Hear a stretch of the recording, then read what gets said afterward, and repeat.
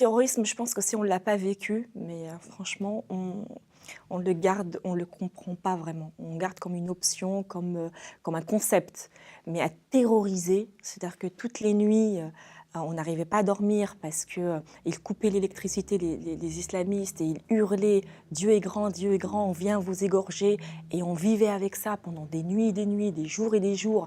Et quand on sortait, on ne savait pas si on allait revenir. Donc, c'était la société, en tout cas les Algériens, étaient l'otage de ces criminels pendant des années et des années. Et donc tous les, entre guillemets, je veux dire, les personnes qui ne portaient pas les mêmes projets de société, ils allaient les éliminer. Et donc là, mon frère, en l'occurrence, le premier, et d'ailleurs quand ils l'ont tué, ils ont continué à tirer vers le haut, ils disaient on va revenir pour continuer à assassiner tous nos jeunes et tous les jeunes de notre quartier qui refusent d'adhérer à notre idéologie.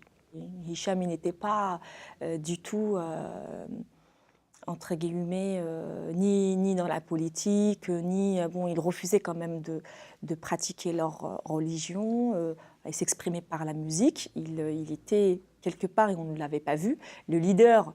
Et donc c'était leur danger, parce qu'eux, ils disaient que la chanson, la musique était illicite. Donc dans ce sens-là, il a été condamné, sans qu'on le sache. Parce que voilà. Et c'est par la suite qu'on a compris que, comme beaucoup de jeunes le suivaient toujours, avec sa guitare derrière le mur, et allait chanter des chansons d'amour et des chansons de toutes les langues, en anglais, en français, en arabe. Et donc c'était un danger pour eux.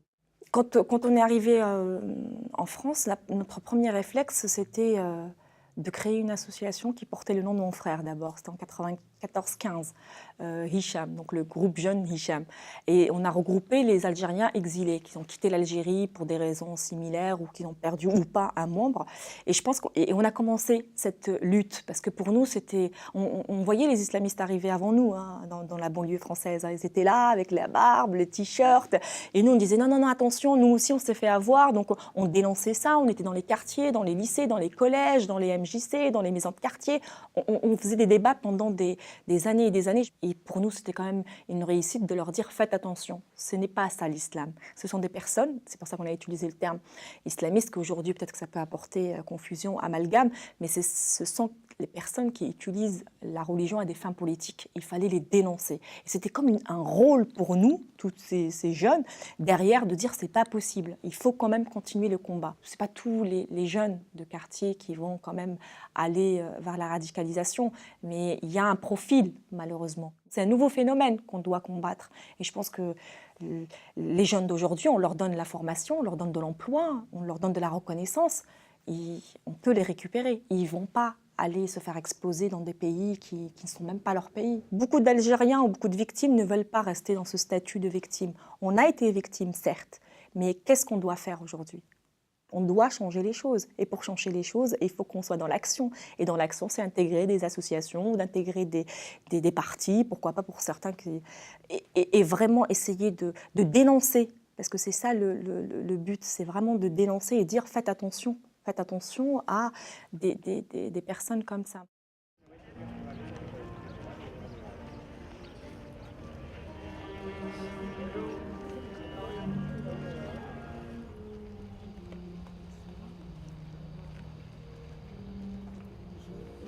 C'est extrêmement important de ne pas oublier, de commémorer nos victimes.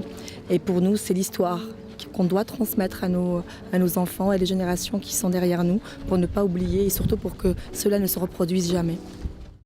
Les valeurs, et c'est pour ça que je me suis complètement reconnue dans cette association, parce que c'est vrai que beaucoup me posent la question entre mon parcours personnel et le mouvement Ni pute ni soumise, c'est les valeurs de la laïcité et l'égalité et la mixité.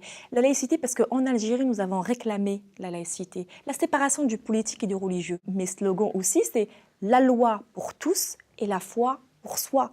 Et quand on est sur la place publique, et bien là, c'est les lois de la République. Mais je pense que la mémoire est extrêmement importante. On doit rendre hommage, on doit se rappeler. Mais au-delà de rendre hommage, il faut que la justice prenne ses responsabilités. Il faut que l'homme politique aujourd'hui, en tout cas en Algérie surtout, parce que dans les autres mondes, on est reconnu. Moi, en tant que victime de terrorisme, je suis reconnue en France, je suis reconnue aux États-Unis, je suis reconnue partout, en Espagne, dans le monde entier. Malheureusement, sauf dans mon pays. Avoir le statut, oui, mais qu'il n'y a pas de reconnaissance, qu'il n'y a pas de justice, il n'y a pas eu de réparation possible. On ne peut pas l'oublier, ça c'est pas possible. Mais comment on le rend positif et comment on est dans l'action et comment on doit peut-être changer les choses, changer les regards. Parce qu'un témoignage, un écrit, ça peut aider d'autres à avoir des outils. Parce que c'est ce qui manque aujourd'hui malheureusement, ce sont les outils pour s'en sortir.